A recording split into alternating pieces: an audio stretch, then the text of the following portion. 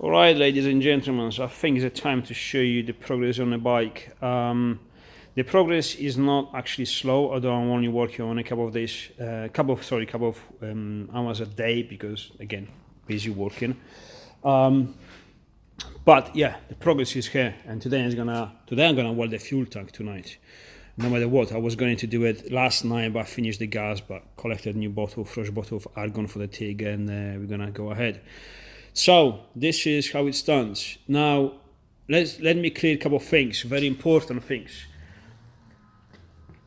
What my wife sees, my wife thinks that I bought a brand new bike, which I did. I've spent lots of money on it to make it race ready because from using a bike to travel me and her, I decided to go completely selfish and race with the bike. Also truth. Did I spend way too much money on the bike? Arguably truth from her point of view. From my point of view, no, it was all necessary, you know. So both a brand new bike, I spent tons of money on it just to say I'm not happy with the bike anyway, and I've chopped the bike in half. And now I'm trying to make up for my mistakes. Also true. Okay, all right. I did not chop the bike in half. I've chopped the rear subframe off. I'm gonna show you in a minute. Making up for my mistakes? No. Until a few weeks ago, I was thinking this was a mistake. I was thinking that I was trying to make a dirt bike out of a Tenere 700. I was trying to compare the two things together. And that was the biggest mistake you could ever do. There's no such a thing. 450 is one class. Big bikes, twin cylinder, is a different class. There's no comparison. None. You can race together. One bike does one thing better than the other, and vice versa. Period. Both bikes can be built better, can be improved. 450s, lots of development for racing stuff. So they pretty much already race ready. 450s. That's what they for. Big bikes, they are adventure bikes. They are more adventure oriented. However, some of the bikes, like the Tenere 700, has the spirit of racing, and it does have it. You can argue with me whatever you want, it does have it. I mean, if you haven't ridden one, you don't understand. If you did, I'm talking racing, I'm talking like enduro stuff and pushing the bike to the limits, or pushing yourself to the limits, because again, the limit of the bike is very high, much higher than my capabilities, all this stuff. But you get what I mean. The second thing we want to clarify is that, I'm not trying to compare the stuff. This is the bike, and I've tested the 450 WR450F 2022 from a friend of mine, and it is a weapon, it is an animal, and I loved it. But it's completely different. And for what I want to do, long distance rallies and all that stuff, I think I still prefer the T7. I think. No, I'm convinced. Now at this point I have to be convinced, right? No, honest, I do love it. But what I'm gonna do, when I'm in the development, to transform it more into a competition bike. Now again, if you're very tall, I'm a very short, I'm 175, if you're very tall, you probably don't have to do it. I cannot grow my legs up. You know, I can't grow bigger.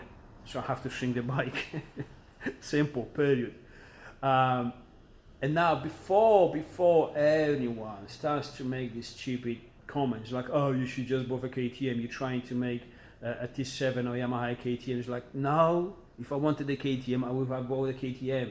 This is a Tenere, this is a 700, this is a T7, period. Doesn't matter how many parts I'm going to replace, doesn't matter how much I'm going to modify the bike, doesn't matter even if I'm going to use some parts from the KTM, which I'm doing, it will never be a KTM, period. That's it. So let's stop doing, it's stupid. Let's stop saying that. This is a heavily modified T7, period. I do have KTM parts on it, but that's a different story. Let's start with it. Okay, KTM part. There you go. A seat and a tail. Now, because I like the shape, it suited me. I had a dirt bike seat. I didn't like it. I prefer this one. and it gives me the opportunity to change it for the comfort seat, for the toilet seat, whatever. You can change it, and it's easy, and you have a replacement within 2 days. So there you go. If you can't make something not custom made, but it suits your needs, that's the way to do it. It doesn't matter what it says, the KTM or no KTM, or Husqvarna or whatever. So let's not get into that. Okay, so what I did, I've chopped the frame in half. Not the frame, this is a subframe. You can't chop the frame in half because it will be against the regulations. But the subframe, yes, you can do it. So actually, Yamaha itself, they did it. If you see the T7 from Paul Torres and Botturi Alessandro, they raced at the Africa Eco Race, which is the Dakar, the new Dakar. They've got actually the same modification. So you can, unbolt the rear subframe. And before you ask, yes, I have the same sort of bunks on the rear subframe, which is actually very heavy if you ask me, 4.5 kilograms to be precise. So this bike can actually go back to be in original shape, no problems, no brackets removed, 2-3 hours, and this bike looks like standard. Well, never looked like standard since the first day I bought it, but you get what I mean, just put the subframe back on. So everything is completely reversible.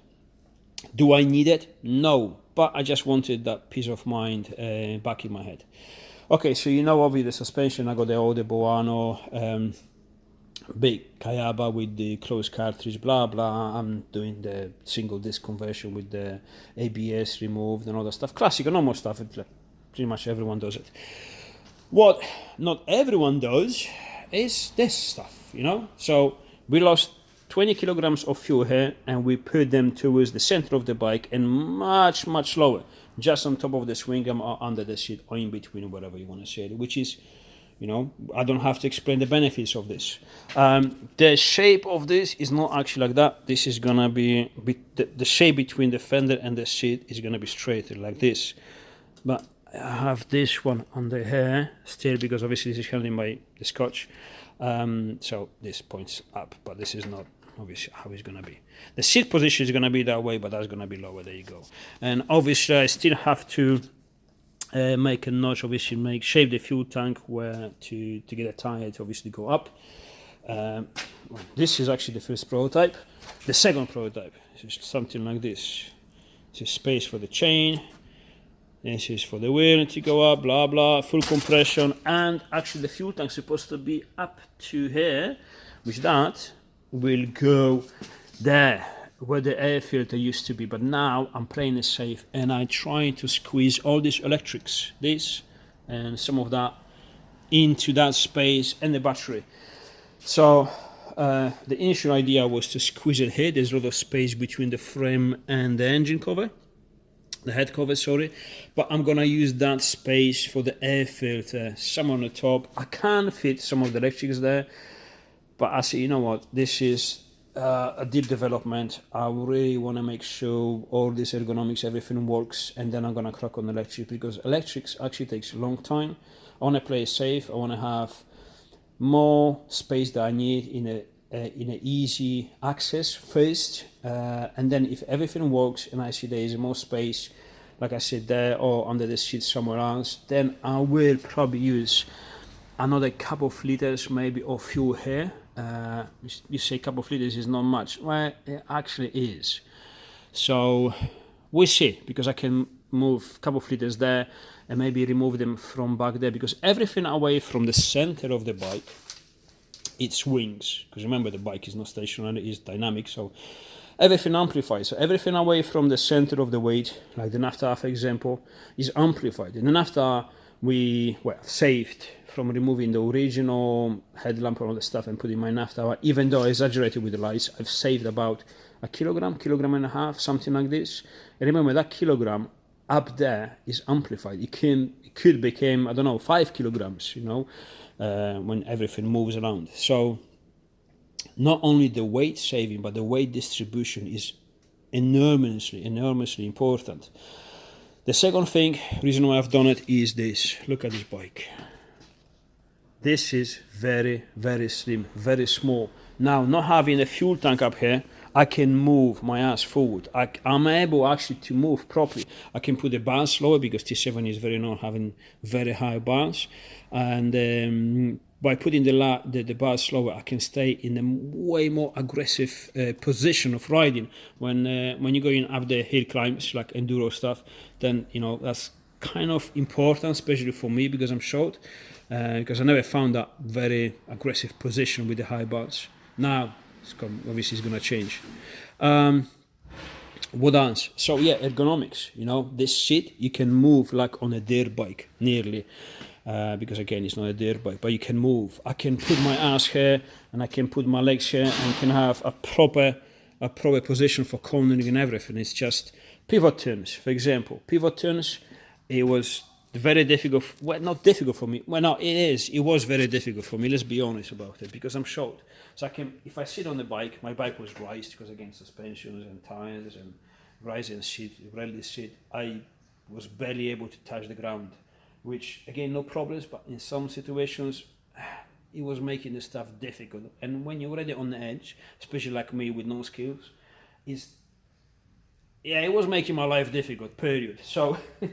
You're trying to make a pivot turn. I'm not talking pivot turn like go up and turn. No, that's only a few people in the world can do that on a big bike. It's me definitely not even on a push bike. So, but swinging with the back tire around it to go that direction when you're facing there. Just turn around quickly. And I can do it on the tarmac, wet, dry, whatever. On a flat surface, decently flat surface, dirt, yeah, no problems. But when the surface in the terrain starts to become a little bit difficult and mushy and other stuff, because my leg is so short and I can only put my leg towards here, but not where it should be, yeah, it was starting to be tricky. Now, only because I can move on the bike the way I want it, so I can manage the weight of the big bike the way I want it with no problems because of a different ergonomics. That is not a problem anymore. So my capabilities on the bike are immediately increased with the same skills level. This is very important, okay? Same skills level, this bike performs much better. And the same rider height, same rider skills, okay? That's what I'm doing this. So my limits on these bikes are gonna be high. Obviously my skills are gonna go up, the more I'm trained, the better I'm gonna get, but I have more possibilities. The weight, okay, so everything you see here, so the bike nearly ready to be run. It's got everything on, electrics, I put the electrics back on, blah blah, the caliper back on, I've calculated how much material I need for the fuel tank and all the stuff. It's 161 kilograms. I am probably missing something. I'm hoping for 165 done. I could save some more. There's my Krapovic titanium silencer, which is big. This is nearly 2 kilograms, 1.8. I can put one of these crappy small ones, they're only like half a kilogram, but there's some shit into my opinion. This is spot on, not gonna run a compromise on that. The bash plate is 4 kilograms. We're gonna put a carbon fiber bash plate. We're gonna save about 3 kilograms. Eventually, we're working on it, so we see. A lot of faith goes to Andrew, a friend of mine. He's gonna be here for 3 weeks working on this stuff on the molds and trying to make stuff on carbon fiber and Kevlar reinforced fuel tanks and all that stuff. We see. Let's not get into that detail because it may just be a massive fiasco. We see. But if we do, then we're gonna save even more weight. We may go extreme, but I'm hoping at that point, with everything carbon, to be realistically at 165. Now, Gianpaolo Mucci, an Italian guy with the Italian company, GP Mucci, the guy who builds the aluminium bash plates for these beautiful ones. He's a very good fabricator with aluminium. He built one like this, but not like this, in terms of radicalize the bike, the whole ergonomics, the front fuel tanks, the rear fuel tanks, the bash plate, the naphtha, everything aluminium for Paolo at the Team Caproni to race in the Africa Eco Race, which is the new Dakar, if you don't know, which allows the big bikes to race there because Dakar stupidly 450, limits and the speed limits. What? let's get back to the topic. He built one, all in aluminium, which is heavier than obviously what we're doing, and it's heavy because it has the front tanks and only have the rear tank. And that was 171 or 172 kilograms.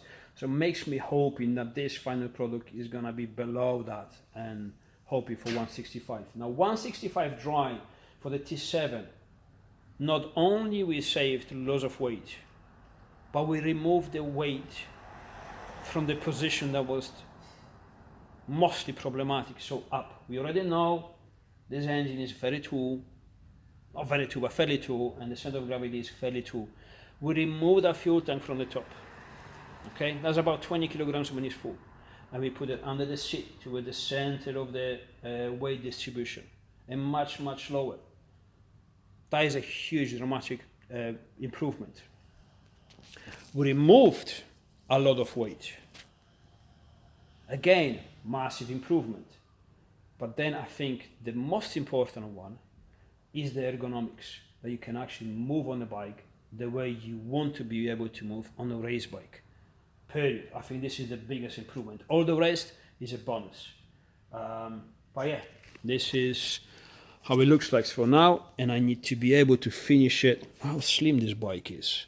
I'm sorry, I'm doing this on the phone because I'm not able these days to edit the videos from the GoPros because I have no time because I'm working till late every night.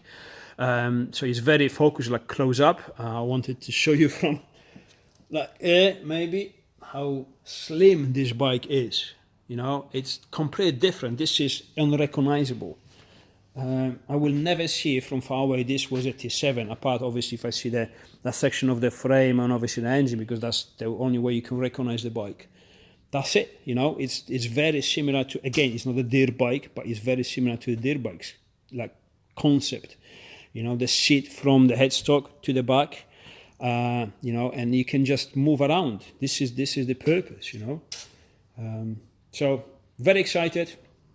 The reason why I'm doing this, because for the rallies, rally racing kind of stuff, the original stuff, and even the fuel tank on the top didn't bother me much. The high seat didn't bother me much unless I fell off and I have to pick up the bike and I'm in a difficult situation, all this stuff. But what I really wanted to achieve, it was the capability in enduro. First of all, because I want to train enduro, and I do train enduro on this, as much enduro as you can do on a big bike. Because it puts you in difficult situations where you're not going to find them in the rallies. That's true. However, the last rally I did, a guy in front of me went straight on the corner, went completely down, flipped the bike, I stopped, assisted him all the stuff. After 15 minutes he obviously regained the breathing capability, because when you fall on the bike, especially on the bike, it's like you can't breathe. However, after 15-20 minutes he was able to jump on the bike right again, and he was able to get out from that ditch or whatever. It was pretty high, but I thought if that was me on a T7 as it was, I probably wouldn't be able to get out of that situation on my own. And bear in mind, I only stopped because he fell off in front of me. If I didn't stop, no one else will be able to see him. He will be there alone. If I put myself in that situation, I'll be there alone. I didn't like the idea of not being able to get out of the situation, dodgy situation on my own, which will happen. It will happen, I know. It's inevitable, but I want to reduce that possibility. So by making the bike more capable to suit my style of riding, to suit my short ass and short legs, because I can't grow the legs, so I have to shrink the bike, that's the goal for me. If I'm doing right or not, I don't know. Should I just buy a 450 and be over with it? Maybe. Who cares? I don't know. I'm having fun with this bike. I want to race in the big class against all the odds, because you know these bikes usually they raced by big dudes. Well, let's be different. So let's prove them wrong. Someone small can ride a big bike and actually be all right on it. So this is how it looks like. Oh yeah, the Husqvarna bars. Now, if you're wondering, I'm not sure if it works yet. I haven't tested yet. It doesn't seem like. It seems like it works on low speeds, but not high speeds. But again, I haven't tested on high speeds, so I am not sure. This is good option if you buy it, but the problem is if you stiffen this, these brackets here are not strong enough. They're flexible side to side, so this actually flexes left and right a little. I don't like it, so that needs to be reinforced. I like the idea, but I don't like the, I haven't followed this through completely. This needs reinforcement, which only takes a little bit, which I'm gonna do probably some point. But yeah, bars, they stay in like this. I don't want all the gizmo, the stuff. On this side is gonna be just buttons and commands for the navigation, the icons, which we have to replace my switches here. This is only temporary.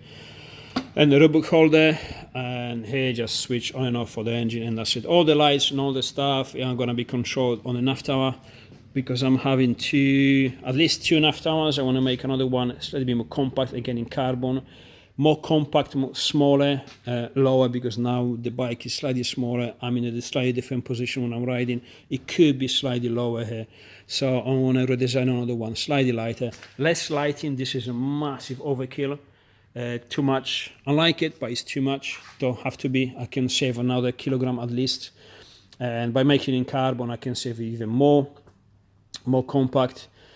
And yeah, we'll see when I rebuild that. And yeah, electrics, everything on the nav tower, because what I want is what I did here. I don't know if you can see it, but there's you see two plugs here, only two plugs. I can even have one big plug, and then from that plug, everything, all the electronics, all the electrics are on the nav tower. So when you remove it, it's just two bolts, one plug, off you go, next one, or change it, or replace it, whatever. It's great stuff. Has to be simple, quick, and very easily manageable. Very easy to diagnose any problems. Everything has to be accessible. The shape of this is the last thing. I am not sure about it. I don't know. I'm not very good at this shaping the stuff. But let me just go from further away. If you can see it from here, let me know what you think. Do you like it or not? I don't know. I'm not sure what material I'm going to make this. The fairing on the side here, plastic or aluminium, because I'm fabricator, so I can make an alloy. However, what I'm going to do, there is about 1.5 inches space between the frame and this, roughly, and I'm going to put a block of plastic, hard density plastic against the frame. So this is going to be like a protection side here because the radiator is here, you see. So along the side of the radiator here is going to be the protection. So when you're going to crush it, well, I'm definitely going to crush it. I'm not going to be able to push this against the radiator and damage the radiator. So this is going to be actually a guard, bash plate, side bash plate, let's call it this way. Not only just the cover.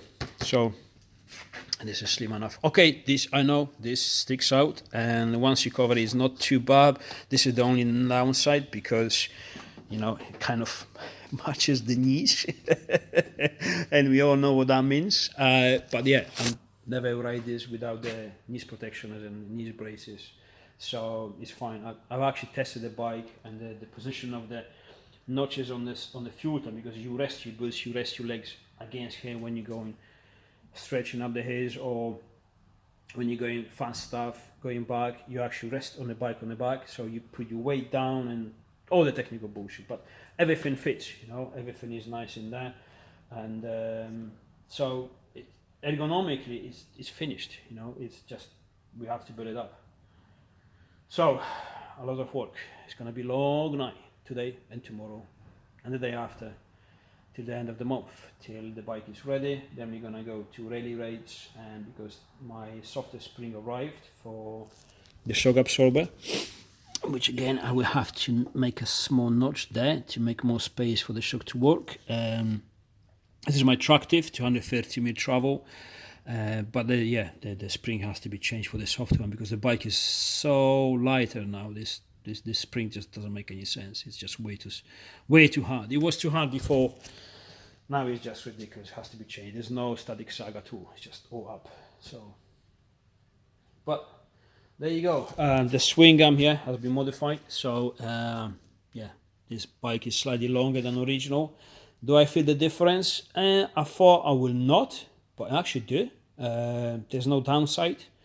It is still very nimble, a bit more stable. I don't know. It just handles slightly better. I don't know. It feels slightly better. I'm not exactly sure what. I haven't tested it properly, but I felt some difference, and it was definitely positive. So it was worth doing. How exactly it's gonna work, in which conditions exactly it's gonna be better, making most of the difference, I'm not sure yet. I don't know. Cannot report, but it was definitely worth doing that. I'm happy I done it. So obviously the chain had to be longer, blah blah, and all the stuff. But all the rest is fine. And I think that's it. I think this is it. I'm gonna report obviously during the Andrew making all these molds and carbon fiber stuff, because I think that's gonna be funny. You know, I'm really hoping that's gonna go ahead, because then we're gonna have carbon fiber with Kevlar reinforced fuel tank on the back. I'm gonna make the side tanks as well, because I do want them eventually for the long distance rallies, and the bash plate has to be rebuilt obviously with the carbon fiber and Kevlar, because this is heavy, and then after. So if that goes ahead, which I doubt, but tiny bit of 1% of hope that we're gonna have rear fuel tank, front side tanks, matching the bash plate, covering the side tanks as well as a protection, and the carbon naphtha.